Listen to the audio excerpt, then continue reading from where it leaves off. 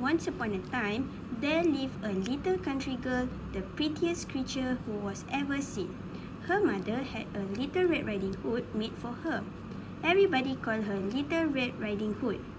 One day, her mother said to her, "Go, my dear, and see how your grandmother is doing, for I hear she has been very ill." Little Red Riding Hood set out immediately. As she was going through the wood, she met with a wolf. He asked her where she was going. "I am going to see my grandmother." "Does she live far off?" said the wolf. "It is beyond that mill you see there." It was not long before the wolf arrived at the old woman's house.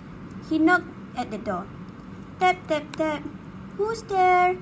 "Your grandchild, Little Red Riding Hood," replied the wolf, faking her voice.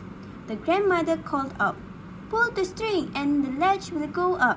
The wolf pulled up the string and the door opened, and then he immediately fell upon the good woman and ate her up in a moment.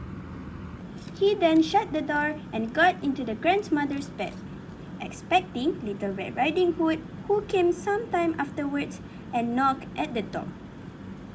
Tap, tap, tap. "Who's there?" "It is your grandchild, Little Red Riding Hood."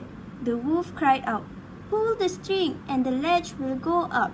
Little Red Riding Hood pulled the string and the door opened. "Grandmother, what big arm you have!" "All the better to hug you with, my dear." "Grandmother, what big ears do you have?" "All the better to hear you with, my child." "Grandmother, what big eyes do you have?" "All the better to see you with, my child." "Grandmother, what big teeth you have got." "All the better to eat you up with." Fortunately, a hunter was passing nearby the hut. He heard the wolf and recognized him right away. He ran over to the window, he took a good aim, and that was the end of the wolf. "There you are, my child. You've learned an important lesson.